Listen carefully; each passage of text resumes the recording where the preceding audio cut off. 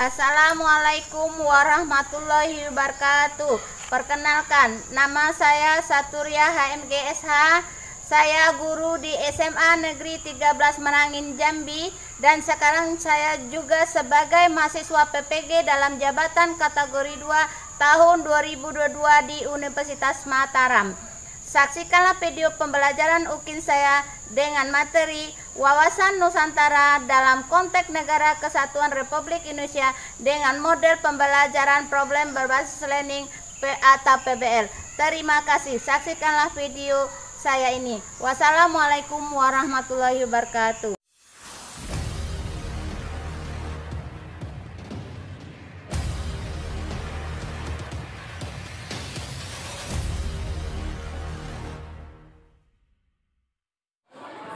Assalamualaikum warahmatullahi wabarakatuh. Waalaikumsalam warahmatullahi wabarakatuh.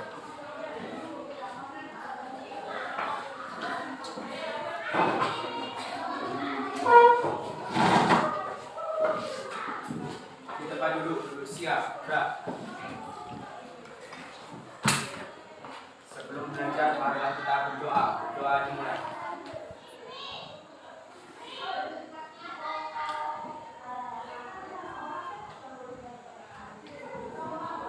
Doa selesai.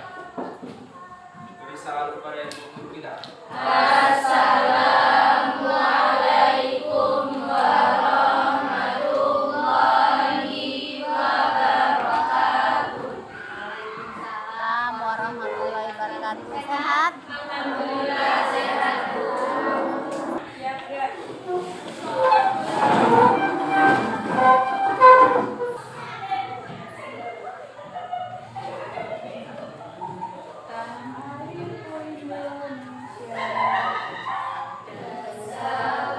Sampai Merauke berjejak pulau-pulau,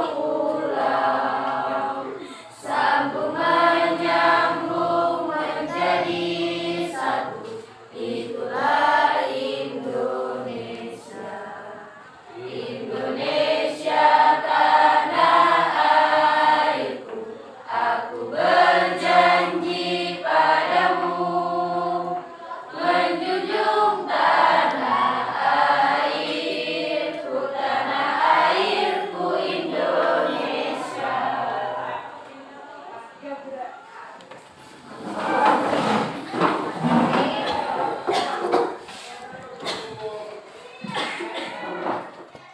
Sebelum kita melanjutkan materi kita, Ibu absen dulu ya.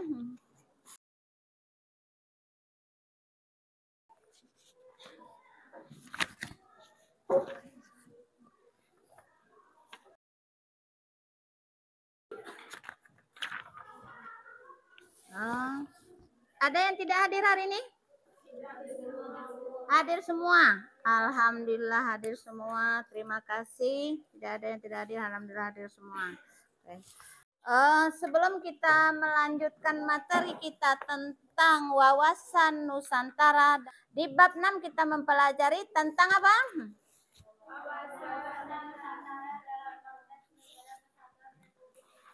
Itu bab 7 Nana, bab 6-nya. Ancaman terhadap negara dalam Bhinneka Tunggal Ika. Iya, ancaman terhadap negara dalam bingkai Bhinneka Tunggal Ika. Nah, sebelum Ibu melanjutkan, ada yang bertanya tentang materi sebelumnya? Tidak, oke. Nah, kalau tidak ada yang bertanya, Ibu yang bertanya. Pernah dengar ancaman? Pernah. Apa itu ancaman?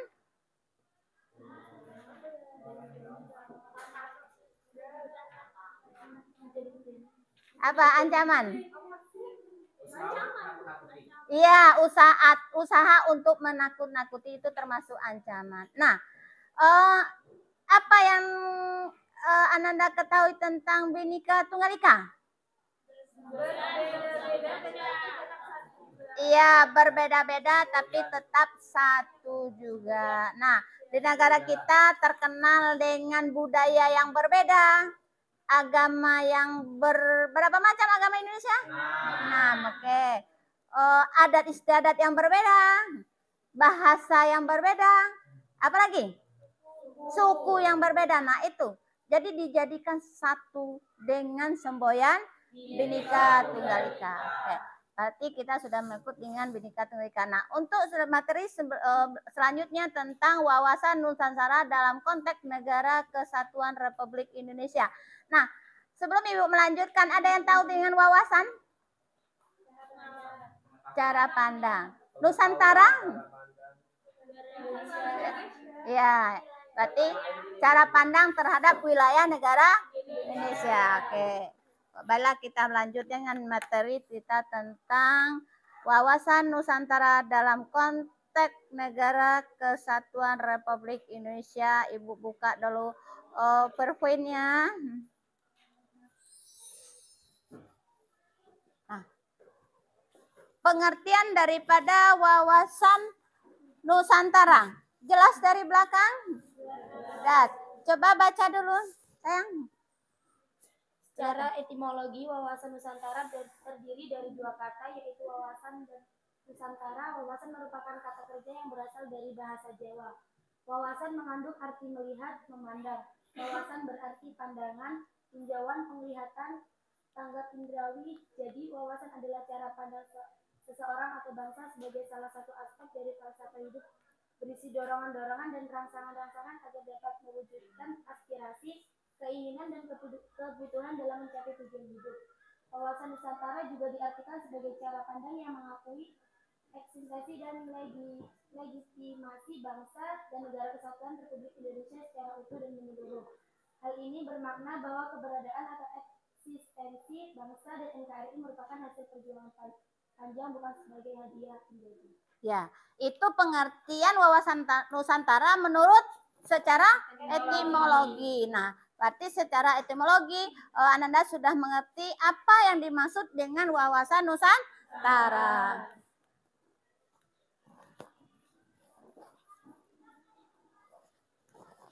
Nah, itu adalah pengertian wawasan Nusantara secara umum. Coba baca tulus, kelihatan tulus.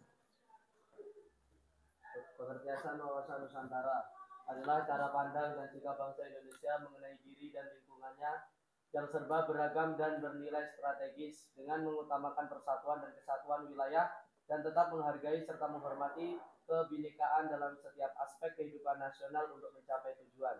Ya, itulah pengertian daripada wawasan Nusantara secara umum.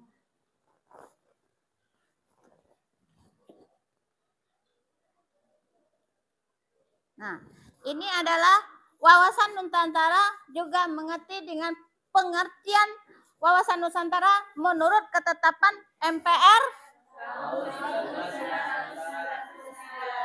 Kelihatan? Coba baca dulu. Pengertian wawasan Nusantara. Ketetapan MPR tahun 1999.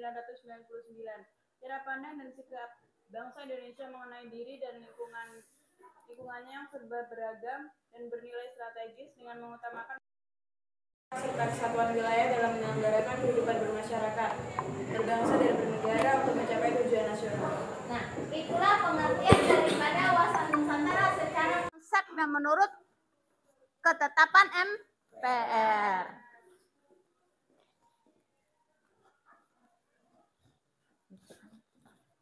Nah, ini pengertian daripada secara etimologis wawasan Nusantara berasal dari kata wawasan dan Nusantara. Nah, wawasan berasal dari kata wawas. Yang dalam bahasa Jawa artinya? Ya, apa? Ya, dalam bahasa Jawa pengertian daripada wawas yaitu pandangan, tujuan, dan penglihatan indrawi. Nah, indrawi, ngerti apa indrawi? Mata, panca indera. Nah, Nusantara berasal dari kata Nusantara, yang artinya? Iya, berarti negara Indonesia terdiri dari beribu pulau. Nah, ada 5 pulau terbesar di Indonesia. Ada yang paham pulau apa saja yang Sumatera, Jawa, Wah, pintar sekali, berarti mengenal dengan wawasan Nusantara. Ada yang mau tanya tentang azas? Wah, pintar-pintar semua ya, nggak ada yang tanya. Amin, alhamdulillah. Nah, tentang fungsi siapa yang kelihatan bacanya? Ya. Fungsi wawasan Nusantara berfungsi sebagai pedoman, motivasi, dorongan, serta rambu-rambu dalam menentukan segala kebijaksanaan, keputusan, tindakan, dan perbuatan bagi penyelenggaraan negara di tingkat pusat dan daerah maupun bagi seluruh rakyat Indonesia dalam kehidupan bermasyarakat, berbangsa, dan bernegara. Ya, itu adalah fungsi daripada wawasan Nusantara. Jadi harus berfungsi sebagai pedoman, motivasi. Nah, iya, rambu-rambu. Jadi setiap kita tuh punya rambu-rambu. Kita belajar punya motivasi? Ya. Punya. Alhamdulillah. Untuk sekarang siswa saya motivasinya, semangat belajarnya tinggi sekali. Itu penting. Bagaimana kita meningkatkan motivasi kita belajar? Itu contoh motivasi dulu. Bagaimana caranya? Kita harus bisa mencari model pembelajaran, gaya kita belajar, supaya meningkatkan gairah kita untuk belajar. Mungkin selama ini kita belajar tentang ceramah, kebanyakannya kata tulus tuh ngantuk Bu, katanya kan gitu. Tapi dengan adanya kita membuat media seperti ini, nggak ngantuk lagi tulus ya? Nggak ngantuk lagi. Nah itulah sebagai motivasi. Bu, bagaimana guru menerapkan motivasi supaya siswanya bisa belajar dengan gairah. Yang kedua itu contoh dalam belajar dulu ya.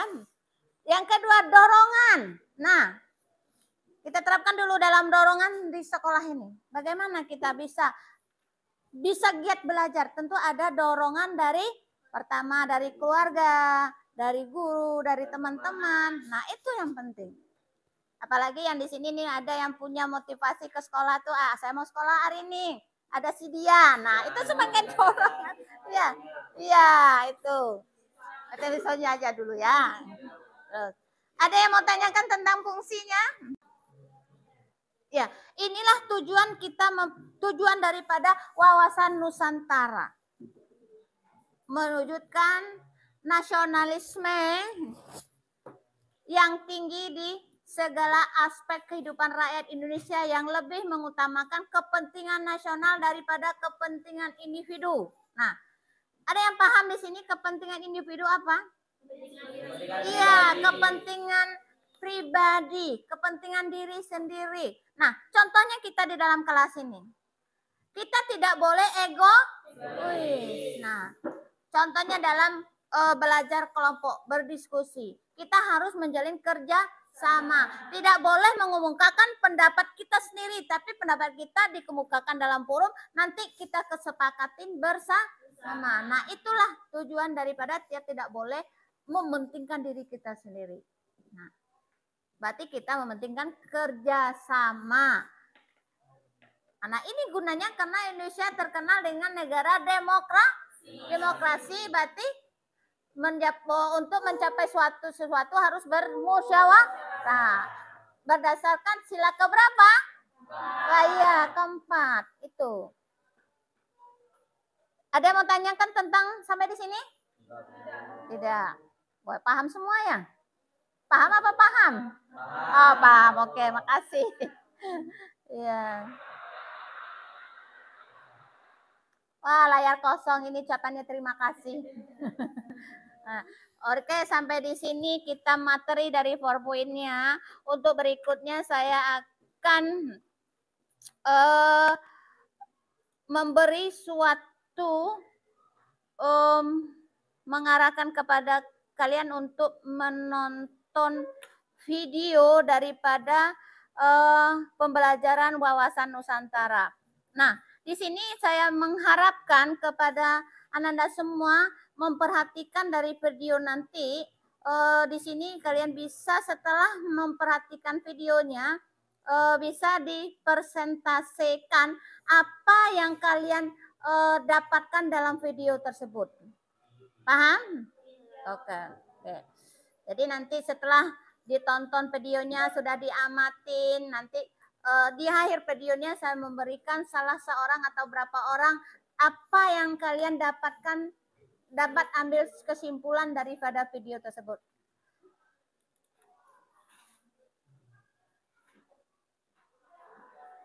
Halo teman-teman, kali ini kita akan belajar tentang wawasan nusantara dalam konteks negara kesatuan Republik Indonesia. Paket bahasa yang akan kita pelajari dalam wawasan nusantara ini adalah yang pertama, pengertian, hakikat, asas. Yang kedua, kedudukan, fungsi, dan tujuan. Yang ketiga, bernegara, pancasila. Yang keempat, peran serta warga negara wawasan Nusantara. Apa ya wawasan Nusantara itu? Sebagai geopolitik Indonesia, wawasan Nusantara diartikan sebagai berikut. Simak ya.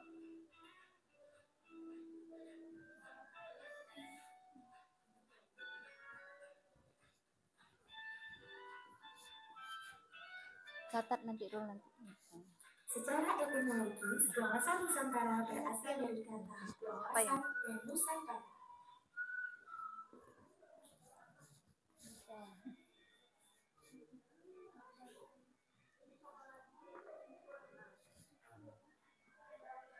Jadi, wawasan adalah cara pandang dan cara melihat.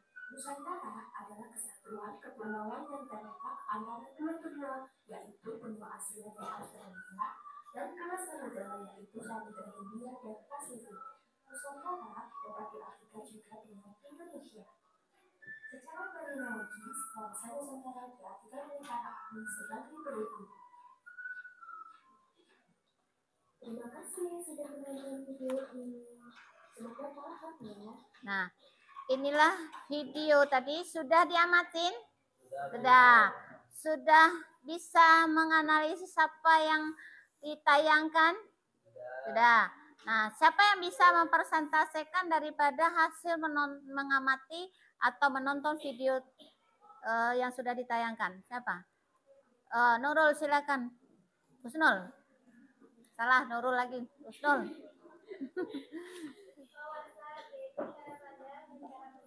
Ya.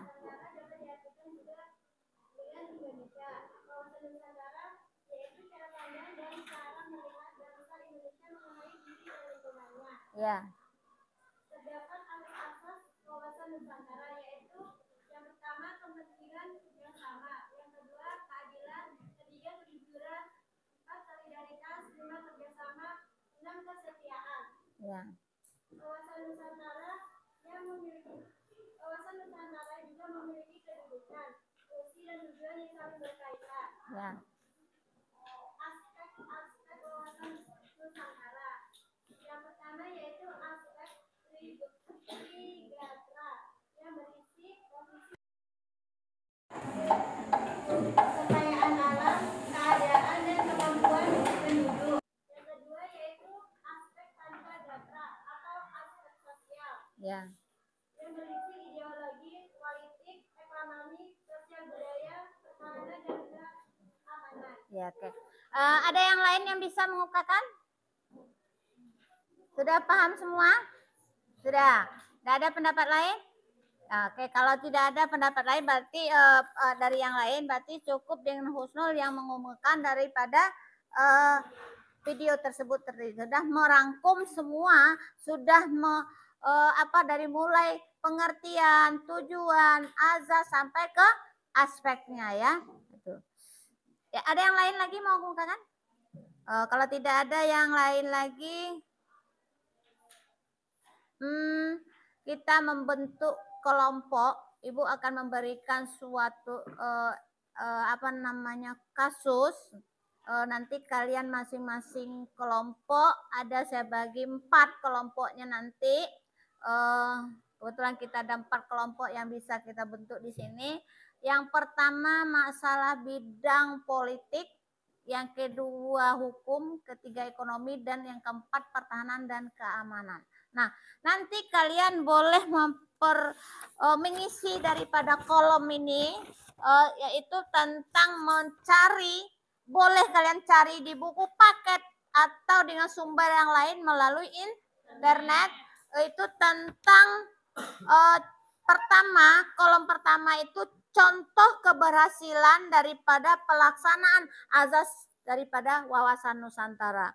Yang kedua, kolom yang kedua mencari contoh ketidakberhasilan pelaksanaan daripada azas Wawasan Nusantara.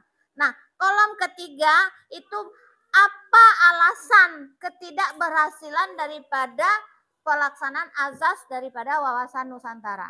Nah, ada yang mau ditanyakan sebelum kita membentuk kelompoknya? Ada?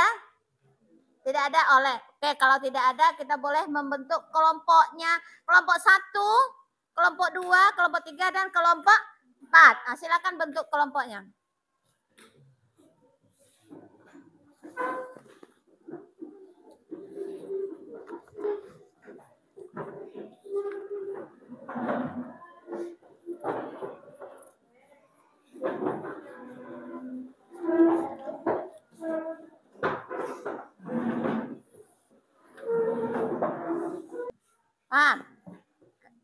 Waktunya berapa menit? Terlalu lama, 20 menit. 10 menit saja ya. Bisa, oke. Sinyalnya bagus untuk mencari browser di internet? Bagus, bagus, alhamdulillah. Boleh dicari dulu.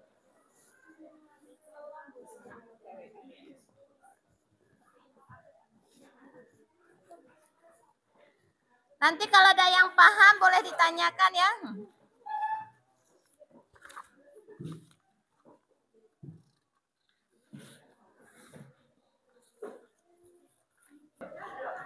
Kelompok 3.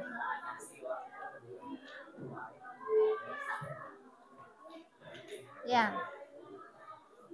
Siapa moderatornya? Ya.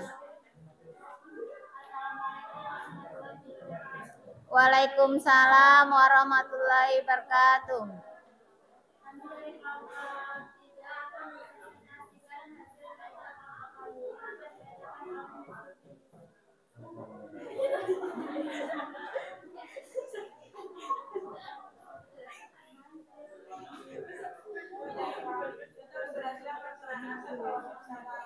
Yang pertama, terbentuknya tatanan ekonomi untuk meningkatkan kesejahteraan masyarakat. Kedua, menciptakan tatanan ekonomi untuk menyejahterakan rakyat agar adil dan merata. Ketiga, menerima dan menghormati segala bentuk perbedaan yang hidup di sekitarnya, sehingga tercipta toleransi antar sesama. Keempat, adanya pembangunan ekonomi dari sisi ekonomi. Pertanian hingga pemerintahan yang dilaksanakan. Kelima, tersedianya lapangan kerja dan UMKM yang melibatkan masyarakat. Contoh ketidakberhasilan pelaksanaan pertama masih ada rasa dahaga. Kedua, belum terlaksananya swasembada seluruh bahan pangan. Alasan ketidakberhasilan asas Wawasan Nusantara. Para pedagang menaikkan harga demi mendapatkan keuntungan yang lebih demi kekayaan pribadi.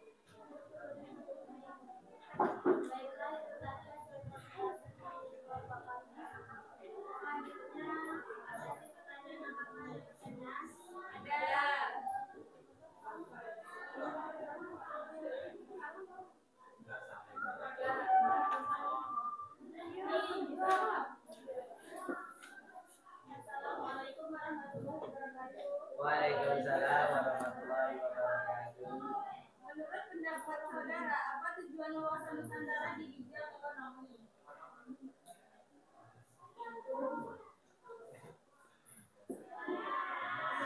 Pertanyaan akan dijawab oleh moderator.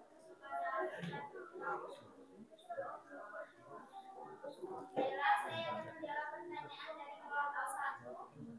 Menurut pendapat saudara, apa tujuan Wawasan Nusantara di bidang ekonomi? Jawabannya, menurut pendapat kelompok kami, tujuan dalam bidang ekonomi, implementasi Wawasan Nusantara akan menciptakan tatanan ekonomi yang siap benar-benar menjadi pemenuhan dan meningkatkan kesejahteraan dan kemampuan rakyat secara adil dan merata.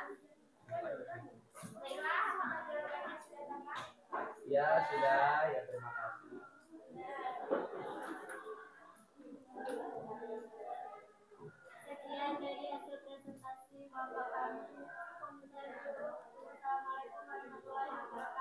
Waalaikumsalam warahmatullahi wabarakatuh.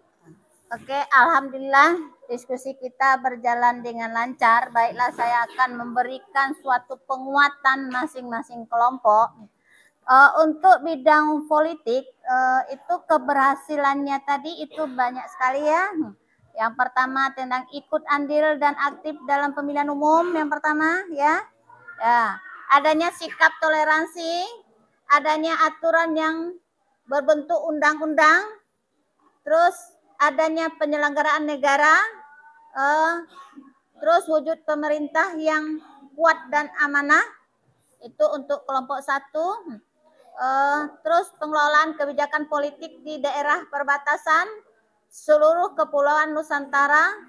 Terus yang ke-10 adalah adanya otonomi daerah. Nah, di kelompok 1 otonomi daerah, ada paham tentang otonomi daerah? Iya, pembagian kekuasaan dengan daerah diserahkan kepada daerah masing-masing ya. Artinya provinsi menyerahkan ke kabupaten. Oke. Itu contoh keberhasilan. Ada lagi contoh ketidakberhasilannya tadi, yaitu tentang provinsi menuding pemerintah terlalu banyak menghabiskan anggaran untuk pembangunan infrastruktur di salah satu daerah. Misalnya daerah pemerintah pusat ini keberhasilan yang menyerahkan bantuan ke daerah Pulau Jawa, sementara Pulau Sumatera di nomor 2 kan. Nah, itu ketidakberhasilan dalam pemberian kebijaksanaan dalam dana. Yang kedua, belum bisa bersatunya berbagai bidang politik, partai politik. Nah, jadi dalam partai politik tidak ada yang bersatu antara partai A dengan partai B, partai C dengan partai D. Jadi tidak ada, masih mementingkan egonya masing-masing dalam partai tersebut. Alasan ketidakberhasilannya tadi kenapa? Masih banyaknya orang yang terbebas dari hukum. Nah, contohnya ini hukuman, misalnya hukuman terutama dengan orang yang kaya atau memiliki kekuasaan. Nah, ini kesentronan. Orang yang kaya nanti hukumannya bisa dimain-mainkan, berarti tidak ada kepastian hukum daripada masing-masing, tidak ada keadilan. Nah, itu tidak ada keadilan. Terus untuk kelompok 2 bidang hukum, itu ada terwujudnya keberhasilan daripada pelaksanaan azas luasan Nusantara, ada terwujudnya suatu lembaga peradilan, terlaksananya kehidupan bermasyarakat yang berlandaskan kerukunan, ketertiban, dan keadilan dan perdamaian. Yang ketiga, setiap warga negara memiliki hak yang sama di depan hukum. Yang keempat, warga negara berpedoman pada Pancasila dan Undang-Undang Dasar Negara Republik Indonesia tahun 1945. 5. Terlaksananya kehidupan bermasyarakat yang berlandaskan kerukunan, ketertiban, keadilan, dan perdamaian. Nah, setiap warga negara memiliki hak yang sama di depan hukum, sama tadi.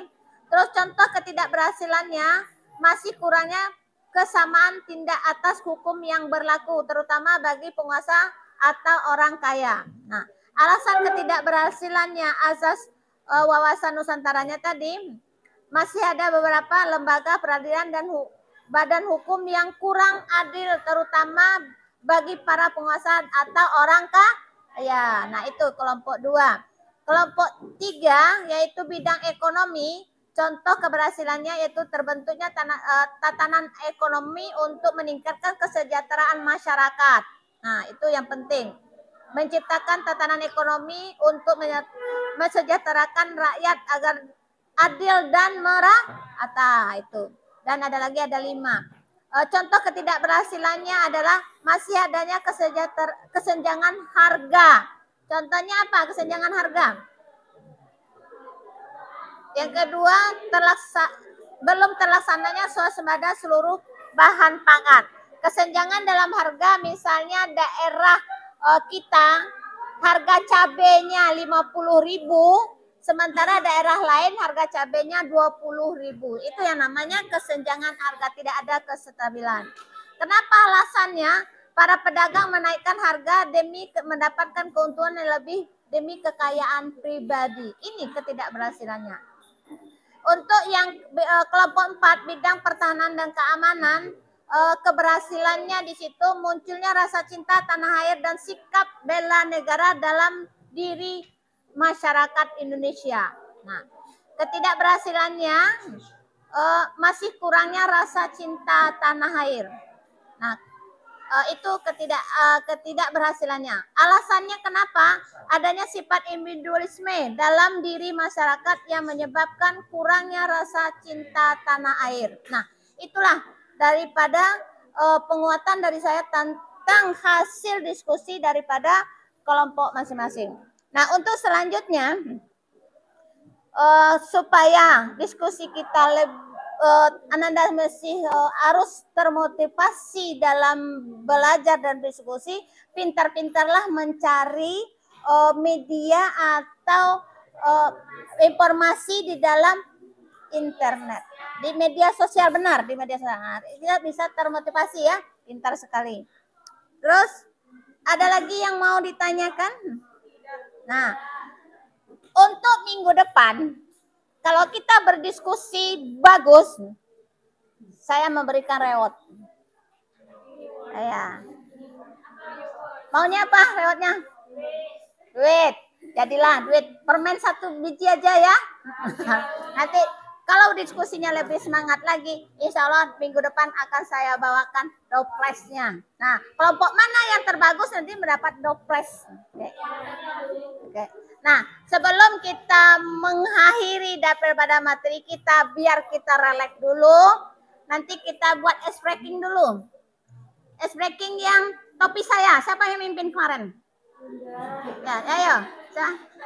Yunda, mana Yunda? Ayo, sini depan. Kita nanti Yunda yang menyanyikan ikut gerakan saya. Iya, lagi. Ya, Yunda sini, depan Yunda dulu. Nah, boleh berdiri dulu, boleh berdiri. Boleh berdiri, biar semangat dulu. Kita stretching dulu.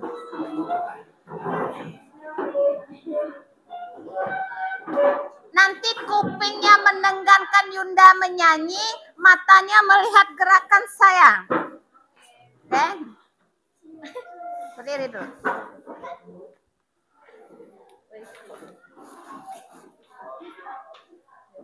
Topi saya bundar, bundar topi saya. Kalau tidak, bukan topi saya. Dah. Biar kenapa saya masukin seperti ini? Kupingnya mendengar tapi pikirannya fokus kepada gerakan. Oke, terima kasih Ananda semua. Baiklah, untuk sebelum kita mengakhiri daripada materi kita, kita ambil dulu kesimpulan daripada pembelajaran kita hari ini. Siapa yang bisa menyimpulkan dari materi kita hari ini? Ya, oke, berdiri.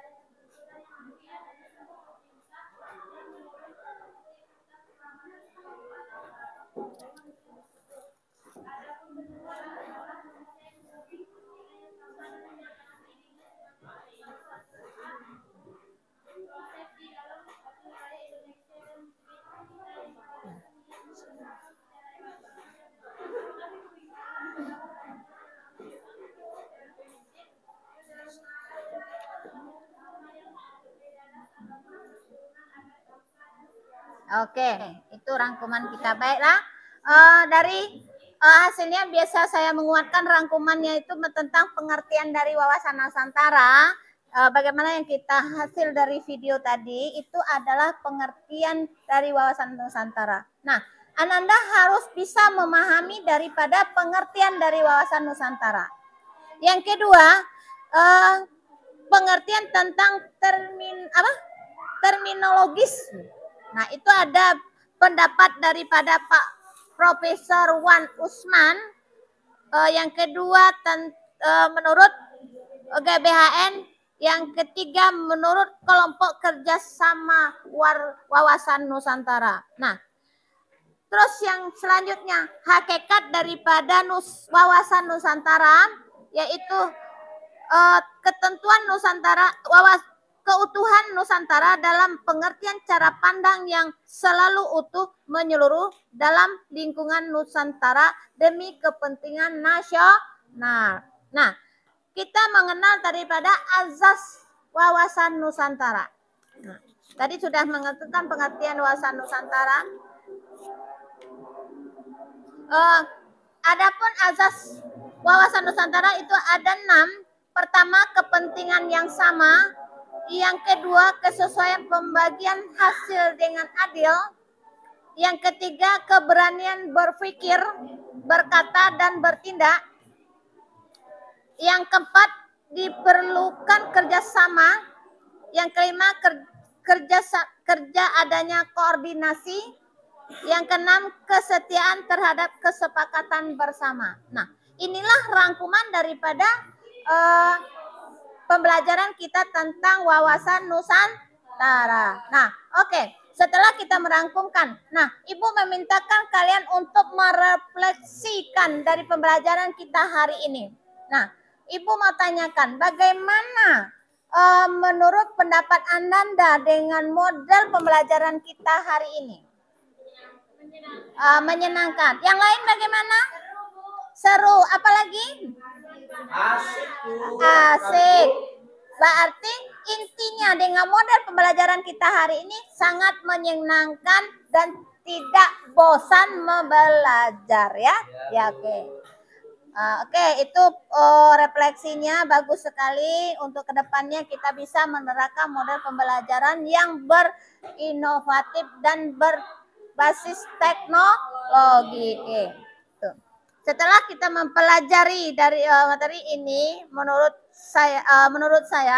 Ibu nanti wawasan Nusantara dalam LKI tentunya semakin kita bisa memahami bagaimana akan pentingnya wawasan Nusantara.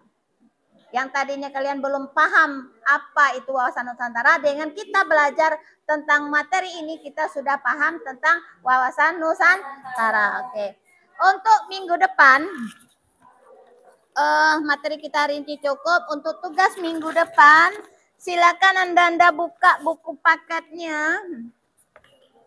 Buku paketnya halaman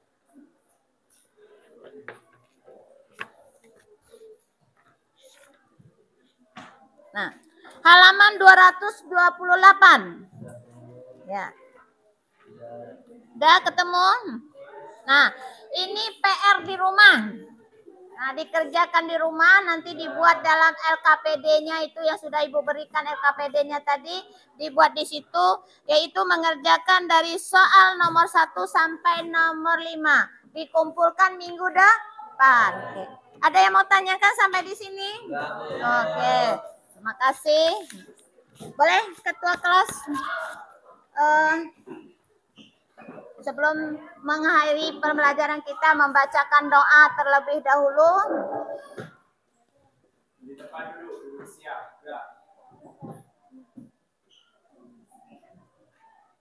Setelah mengakhiri pelajaran, mari kita berdoa untuk agama dan kita masing-masing.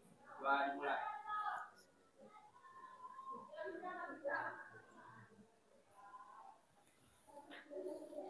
Berdoa selesai. Beri salam kepada Ibu Guru kita.